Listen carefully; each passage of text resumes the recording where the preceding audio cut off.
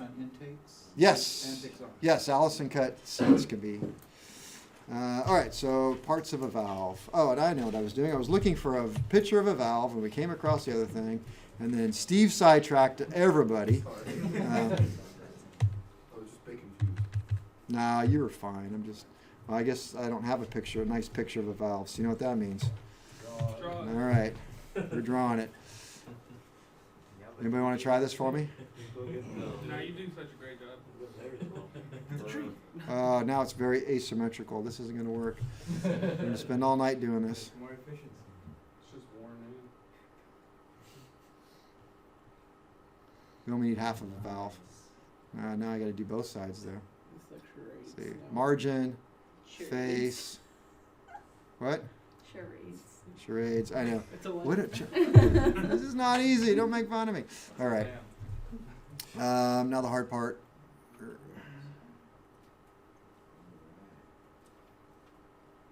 Beautiful. All right, close enough. It's like a Picasso thing. It's sort of, what do you call that? I don't know.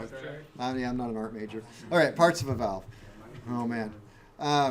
Okay, parts of a valve. What do we have here? So one, we have the groove. The groove. Right there, groove. That's one. I'll just put a number. One, we have the groove. That is used for the keeper. So used for the keeper. You know what I'm going to do right here? So sometimes there's another groove right here. So I'll do this to this. We'll put it to 2. Safety thing. Yes, that is the CIRCLIT circlet. I hope I got even close to that. Let me see. I really thought valve keeper. Valve seats, valve springs. Well, we're going to go with it. All right. On radial engines, I should just held this up. Okay. On radial engines, you have up here, it's a different kind of groove. They have little ridges on there because the keepers actually have grooves that correspond to that. But then below it, there's a whole nother groove right here. And all it is, it's one of those steel, it's called a circlet, and it just goes around and snaps right there. And the whole point behind so they have the top keeper that actually holds all the springs and everything, just like you're used to. And then there's this little ring right there that just kind of goes along for a ride. And you can look at it and go, and it makes no sense why it's there because it doesn't hold the springs, it doesn't have anything to do with the seats, it's just along for the ride. But what happens is if you had a complete failure, missed it, you had a complete failure of the keepers and the springs, and this thing wanted to fall into the cylinder, that little clip stops right when it hits the guide. And it just kind of dangles down inside the engine. And I guess the piston would come up and tap it a little bit. So circlet, that's for safety. That's a Q&A question, by the way. Let's make that 1A, otherwise everything's going to get all jacked up for me. And I'll forget to, so 2, I've got the stem. Stem, this is all right here, stem. Stem. All right. I'll put, usually. They're usually solid. So it's a solid metal. Lycoming is the one that does this. So they do exhaust valve may be sodium filled. So if you ever crash your airplane in the desert and you're in a Flight of the Phoenix situation, has anybody read the book Flight of the Phoenix? Oh, there's a movie. Oh, there is, but I read the book. Okay. Okay, so I make a lot of Flight of the Phoenix references. It's about these guys who are flying. It's World War II era, and they're flying in a plane in Africa, the continent of Africa, and they crash somewhere in this desert situation where there's nobody around for hundreds of thousands of miles, and so they have to make do, and they actually take what's left of the airplane. Oh, spoiler alert, make a new airplane to fly out. Now, whether or not they live or succeed it, I'll let you read it. So anyway, it's, huh? Madagascar. Like Madagascar. but different. It is very, yes, you're right. It was just like Is it a true story? Flight of the Phoenix. No, it is not a true story. Yeah, I looked it up, there's like multiple, so I It don't. can't be. Let's just put it that way.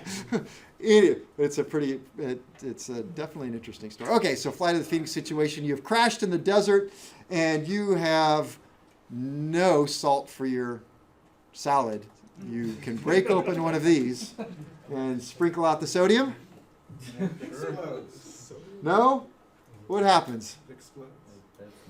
That's not fun. It'll explode. Mix it with water, it catches on fire and does all kinds of. Yeah, okay, so maybe don't do that then. How you stay warm.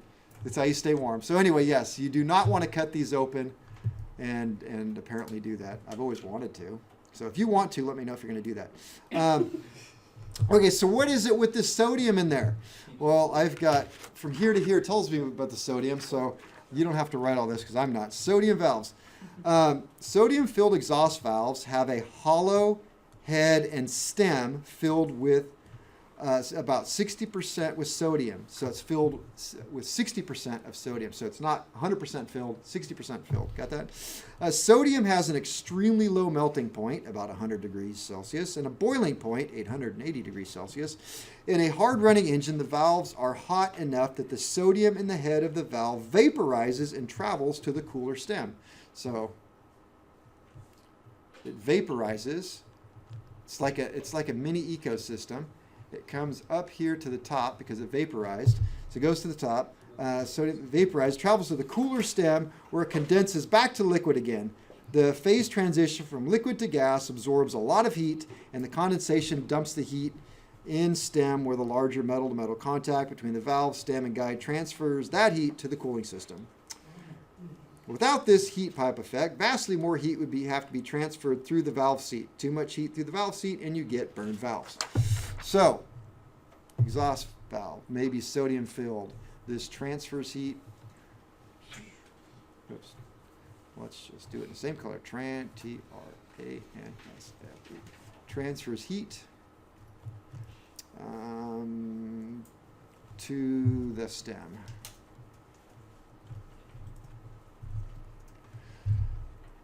So what that is saying, I guess it's a good point to talk about this. Without that, we have to think about the fact that there is a lot of heat going on, especially around this exhaust valve. Now, the intake valve has the luxury of getting fresh air and fuel dumped across it, which is a natural cooling agent. This just has very hot air, we'll say 1500, roughly 1500 degrees, constantly coming through it. So it is extremely hot. Where it gets its cooling is two places. Seat to valve contact here, and stem to guide. Guide then to base metal to fins, and through here to the fins there. So it's got to be, so it's always touching right here, but the heat is really down here. And so the only time that this valve is really going to get much cooling, especially around the head, this is the head down here, is when it's on its seat. When it's off its seat, it's not. So it depends upon a lot of heat transfer here. So Lycoming uses the sodium-filled valves. Continental, to the best of my knowledge, never has. So the sodium inside this? Yes. Inside. Yeah. Stem. So I did all the stem. And it's sealed inside there, right? It's not like, oh, you can take it out and like Oh yeah. I don't. I think if you cut it open, do you know what happens? You seem like it. If you cut it open, I think it. I've heard it could explode. At room temperature, but. I'm pretty sure he'll let us know in about a week or so what happens. I'll bring one to show you. Wear gloves. Okay, so we got right here, this area, this little radius, that's the neck. Let me see, we have this area here is the head, neck, head, face. Face is this area right here.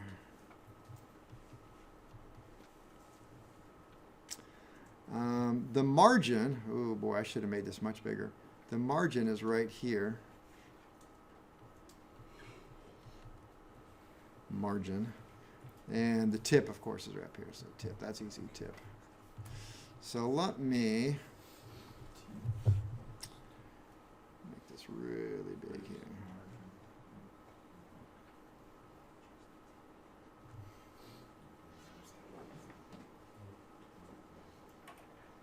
There's a much bigger representation. So this right here is the what? Face. This right here is the margin. And this right here would then be the neck. Neck. Can I scroll down? All right. So stem, we got the stem. By the way, I cheat when I measure stems. It never wears up here. Doesn't run in the guide. It's just completely unused in this area. So the way I would always measure my valves, you didn't have to open the manual and check. I would take a measurement right here and then measure down. I would take, I don't know, a whole lot of readings. I'd move it, move it, move it, move it, move it, move it. So maybe 10 readings or more all the way down until I could find the wear, which is almost always right about here. And your book tells you anything less than or anything more than, I think it's 0.002 reject. Don't tell anybody, but I held it to 0.001. So a lot of exhaust valves. But I had no comeback. So people were bringing their engine in because the exhaust valve was leaking like crazy and it's all burnt looking right there. So I need a new exhaust valve anyway. So the real cost of doing this was the labor of getting the cylinder to me. So to me, it didn't make a lot of sense to put a marginal valve back in. But if they wanted a marginal valve, I guess that's it. Okay, so the stem, we had the neck, we had the head, and we had the face. All right, so the face is the important part here. Well, it's all actually pretty important, but we can talk about, actually, neck.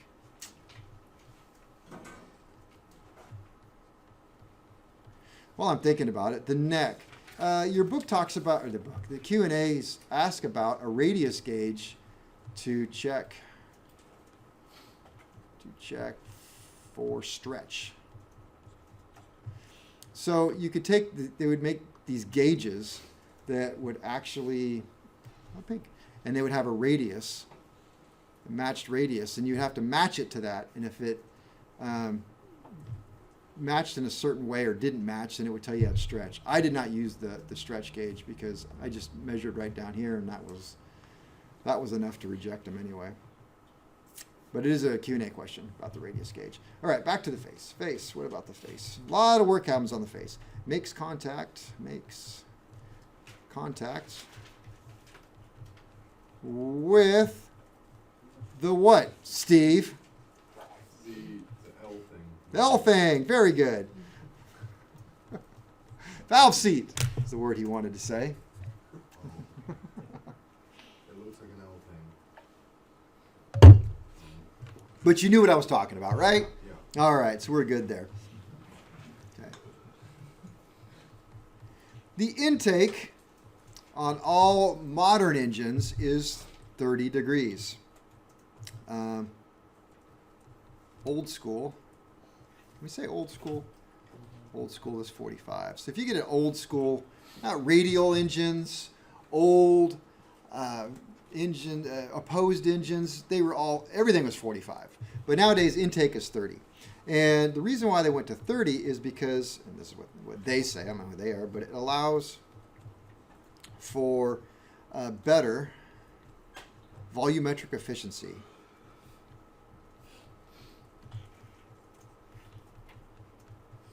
So somebody figured out somewhere that by going away from this 45 and going to a 30 degree, that the air could flow through and come in better, as I understand it.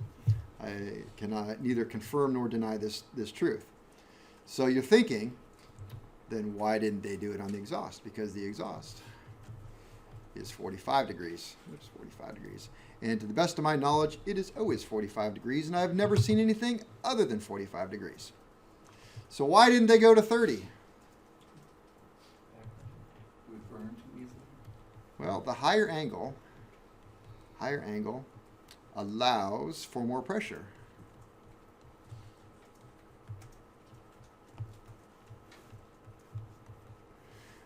To break out carbon. To breaks carbon. So let's think about what's happening. intake valve opens, and we are worried about volumetric efficiency. We want as much fuel and air to come in as fast as we can, right? And what's coming through there? Clean air and fuel. And that clean air and fuel, we'll pretend like this is the intake for just a second. The clean air and fuel runs right across this, and what does that clean air and fuel do, especially if it's Chevron with Tectron? Cleans it. This portion of our lecture has been brought to you by Chevron. It cleans it. Ruining motors one air show at a time. Yes, I've always been a Chevron fan. They put my daughter through a semester of junior college. Honestly, people would, where my desk was, my desk, and it was right there in my workshop, and so I can still remember. And people would bring in like cylinders, and they would be like, "Hey, Kevin, I brought you a cylinder," and they'd come over and lay it on the bench, and I'd be sitting like over there, and I could look over and go, "So you're running car gas, huh? How in the world can you tell I'm running car gas from your desk over there?" If it was Chevron or Shell, this is what the intake looked like. Like it had never ever been started. They were they were so clean that it was cleaner than the day the engine was built. So does that Tecron stuff work? Oh, you better believe it works. They are highly polished intake valves. If they were running aviation gasoline, it was a blue sticky mess. And you didn't want to put your finger in it. It's like you put your finger in that, and that I'd probably get rid of it. Yeah, here. It was worse than that. It was because aviation fuel is stained blue. And so the fuel would evaporate, but the stain would stick in there because it didn't evaporate. So Shell and Chevron, it was really, really good stuff. So I tell you that to tell you some crazy story that I don't even remember anymore. But anyway, so I could always tell car gas because it was car gas. So anyway, so we have this nice clean fuel and air coming across there. So outside of the blue sticky stuff, this is pretty clean. I don't have any problems with stuff coming in, right? What's going out? Now we'll turn this back into my exhaust valve. It opens up. What is leaving this area? Carbon. Really, really hot air. Hot air, combustion products. You guys have had really clean engines to take apart, but usually the piston is covered in carbon. And so you have all this carbon. It would flake off every now and then. So a piece of carbon would then want to get stuck right here. And so if you get a piece of carbon stuck right there as the valve's closing, what happens to the valve? It doesn't close all the way. So it doesn't close all the way. That means it's going to get hot and burn because that's where it's seating. That's where it's got to get rid of its heat dissipation. So now it's not getting rid of heat dissipation. So the valve's going to last a couple more minutes and then it's going to burn up. And then that doesn't work. So 45 degree, it's got a lot more pressure. So you get a piece of carbon in there, it comes up. Chances are it'll blow it out of the way. Chances are. That's a good thing. Sometimes when you do a compression test and you have a little booger that popped right there, I told you how to get that out, right? Stake the valves. So I almost wish you had an engine across this way yesterday without the valve covers on. So while you have your compression test going, and so we've got 80 psi going in, maybe we're looking at the gauge and it says 40. And so I listen around and I hear maybe a little hiss coming out of where the oil goes in. What does that mean? Rings, okay. Now I listen up where the air filter is and I don't hear anything, so that means what's good? Intake's fine, but then I listen to the exhaust pipe and I can hear it leaking. What does that mean? Okay, got an exhaust valve leak. So one of the things you can do, and it could be a piece of carbon, is it's called staking the valve. So you take the valve cover off and you put a wood drift or something right on the tip of that valve and just get it with a hammer, whack, and it pops the valve out real quick because you have the spring pressure there. So it pushes it out against the spring pressure, and the spring pressure and the pressure in that cylinder, well, it pops open, the air pressure in the cylinder blows everything out of the exhaust real quick and then slams it closed really hard. So if there was something, first of all, it opens it, allows it a chance to get blown out, and then it slams that valve closed so hard that it'll break out anything that was stuck there. And it works, actually. Would you actually recommend probably doing that like twice? Because what if it popped the valve open? Yeah, just 2 or 3 times. Slammed shut, just not broke up that carbon buildup, and then do it again just so the air can push it out again. Yeah, do 2 or 3 times. That's it. I don't want to abuse it. All right, so. Okay. Tell you this. The way that we tested the cylinders in my shop as they came off. So I've showed most of you guys how we reface the valves, we reface the valve seats, and you put them together. Well, how do you know you did a good job? Well, first you lap them in, which I'm going to give everybody a chance to lap in your 290s, and you take a look at where the lapping compound touched the valve versus where it touched the seat, and you can visually see, okay, that looks good, and I'll show you that in class. But then I would put them together, and I had a station that actually did a compression check on a cylinder without the engine or a piston. So I would put it in that station, I would just clamp it down, and this, where we did the valve, pull the valves out? Okay, I had the same thing. There's a pad that came up and would seal the bottom of the cylinder, put air in through the bottom of it, and would pressurize the whole cylinder. And I would just hold the valves with no springs. So once it pressurized, I would let go of the valves, and the air pressure would hold it. And then I would look, and I would see, do I have any leakage through the valves at all? And if I had any leakage at all, I just had a little aluminum drift about this big. I just tap on the end of the valve and pop, pop, pop, pop, and it would just blow out anything that might be sitting there, and it'd seat it perfect all the time. Didn't take much. That doesn't say to do that in the book. Face. All right, so now you know 45. Let's see. There is the margin. The margin is an important thing. All the work happens on the face, but the margin tells me something. The margin tells me when it's time to get rid of the valve, assuming the stem is good. So first I would check the stem. The stem is bad, boom, out it goes. But if the stem is good, then I can reface it. Now, if I'm going to reface it, I got to know what the degrees are, right? And I've showed you guys that. So I reface it. Well, how many times can you reface it? Until the margin gets too thin. So if margin is too thin, also called a feather edge. Feather edge. Margin is too thin or gets a feather edge, then pre-ignition and burn valves may result. So what's pre-ignition?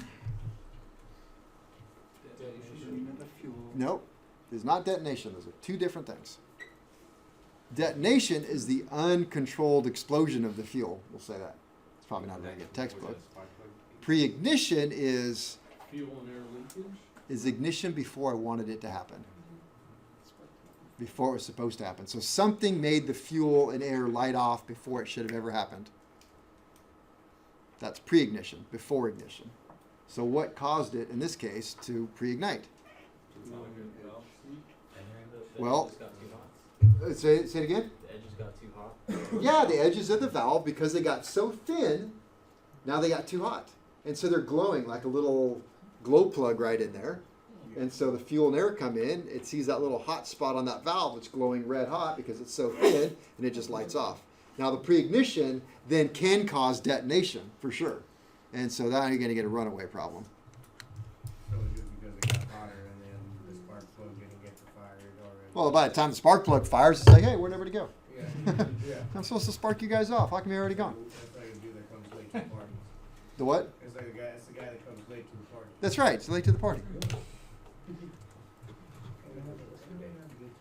Can I move it? Yes.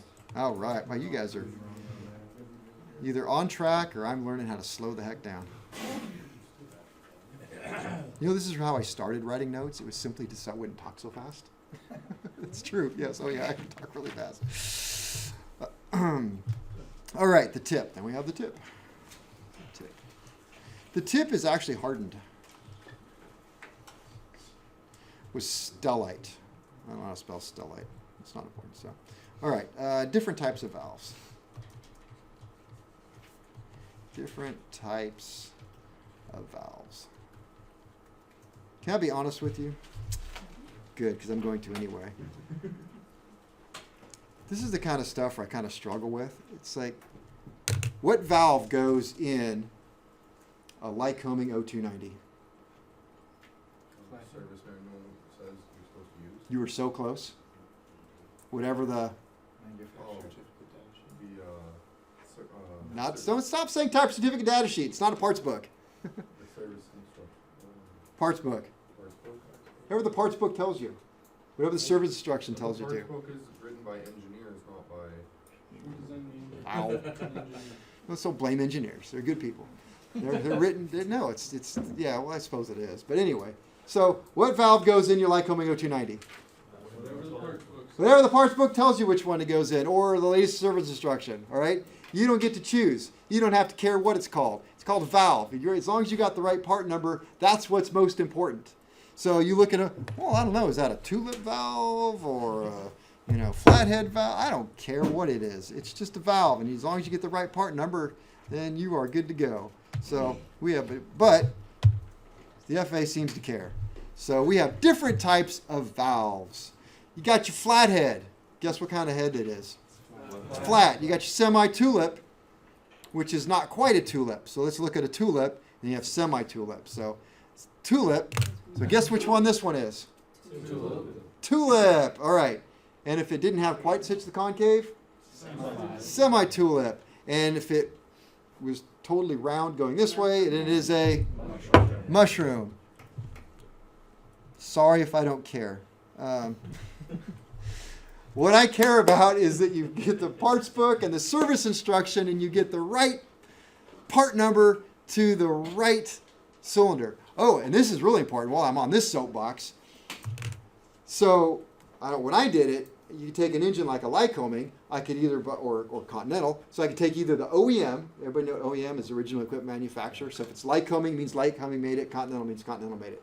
So if I'm going to do a cylinder and I want to replace the valve and the guide, I could get OEM, I could get Superior Air parts, I could get ECI parts.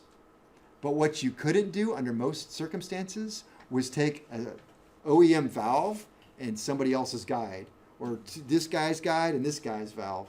You had to buy this valve and this guide and this valve and this guide and this valve and this guide. You could not interchange any of them. What about the seats? Seats are okay, but you could not change it.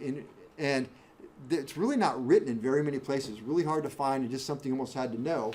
So that becomes a problem. So if you're out in the field, and okay, so you pass the test, and this is a tulip, but what you better know is I've got to order a valve. Before I order a valve, I need to know what part number guide is in there, and I got to match my valve to that guide, because each company had their own idea of the materials they wanted, and some of them were completely incompatible.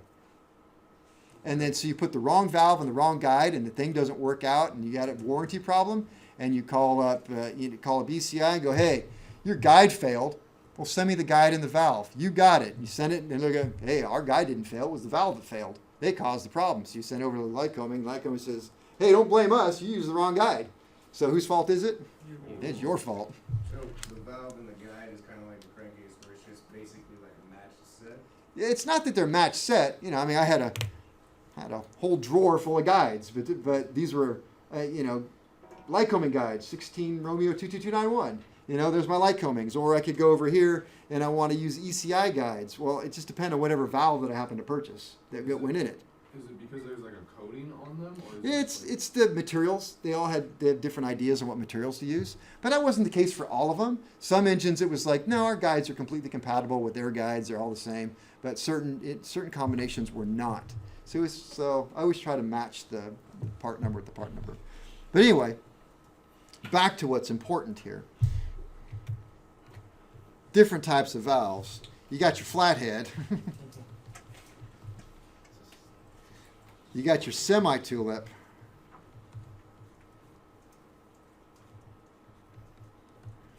You got your tulip. Flathead. Well, I'm just asking for trouble if I'm going to draw them, aren't I? Flathead, semi-tulip. Tulip.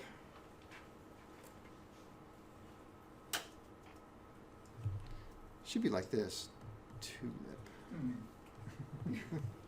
Don't do that. It's not. Tulip and mushroom.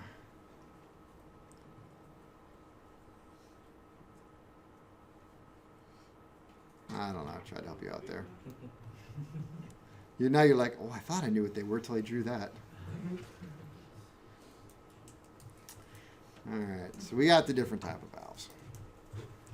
Almost all of your modern engines are flathead.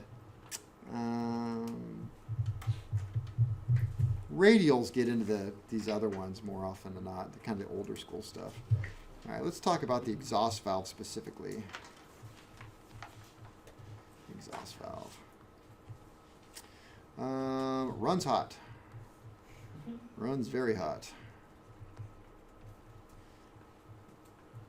The head temp. Oops. Head temp. Head temp. Temp of the head. So solid. The solid is up to about 1,400 degrees. And the sodium is up to about 1,000. So does the sodium work? Yes. Yay! All right, so let's look at the stem temp. Stem temp. So for solid, we're talking about 1,100 degrees. You're the guide. And the sodium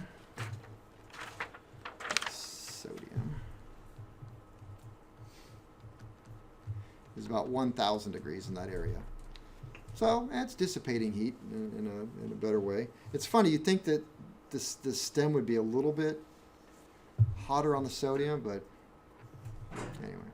Okay, big one here. I'm not going to ask you about valve temps, but I want you to have them in mind because we're going to talk a lot about valve temps and stuff. Green. I want to put this. Green means what? Stop. Stop. Oh, you know what we should do? Should stop and go home early. You can. I don't have a problem with it.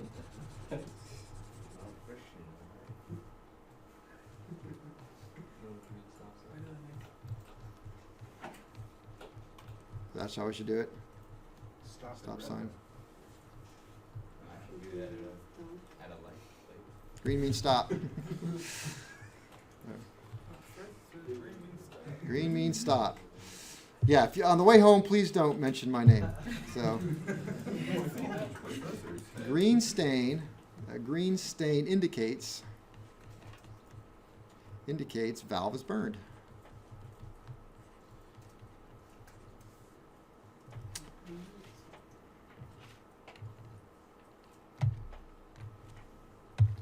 Now we're getting into something I care about. Oh, this is where I got my my temperature readings from this chart right here.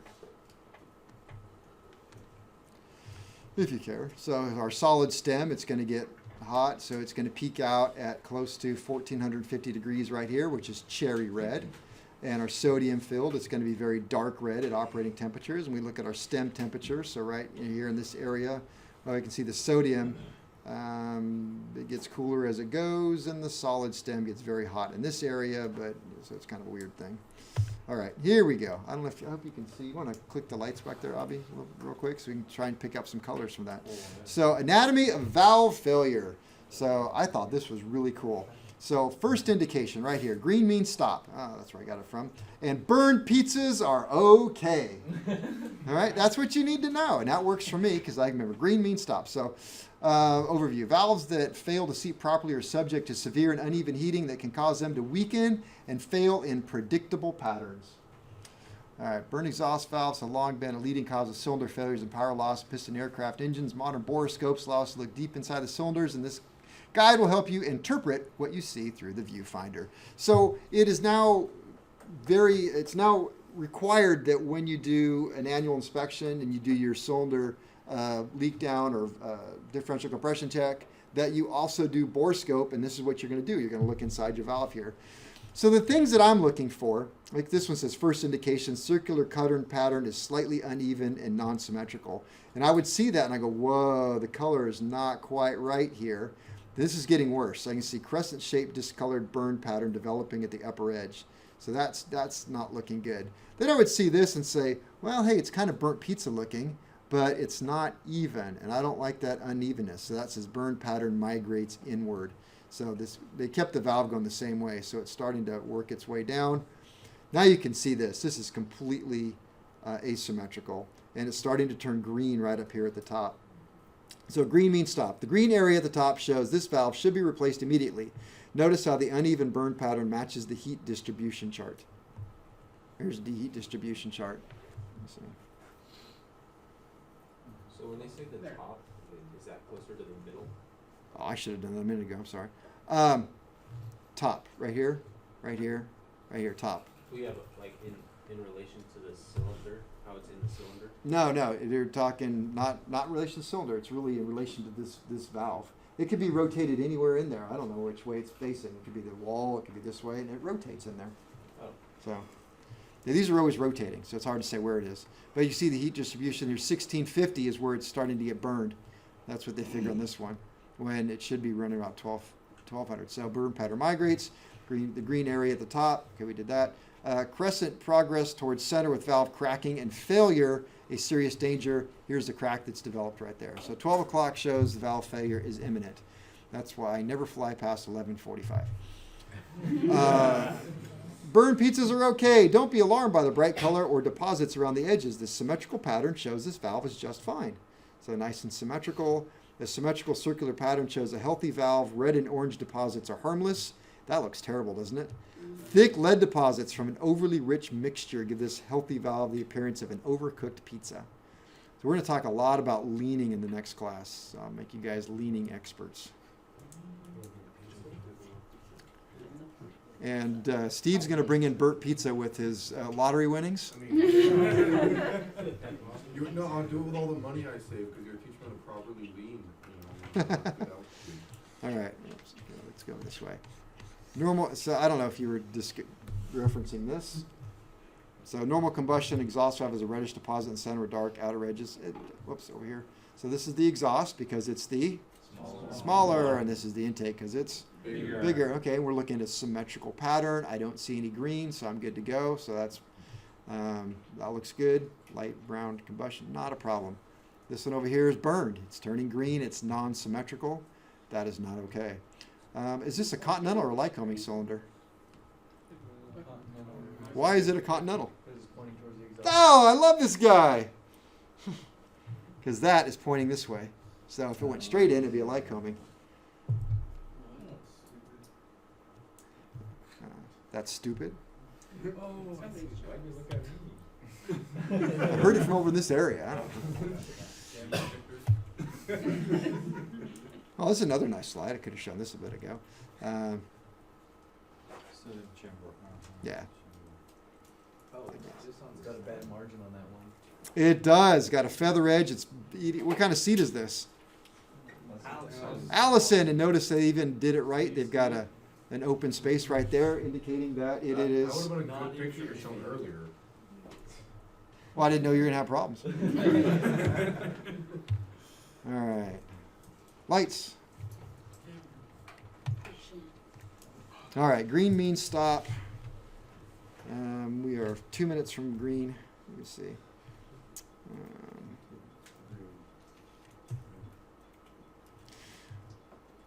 This is going to be a good place to pick up tomorrow, I think. So we'll just put this on there. Oil cokes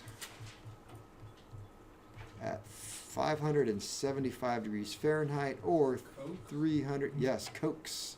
C-O-K-E-S. Cokes at 300 degrees Celsius. And that is where I'll pick it up tomorrow.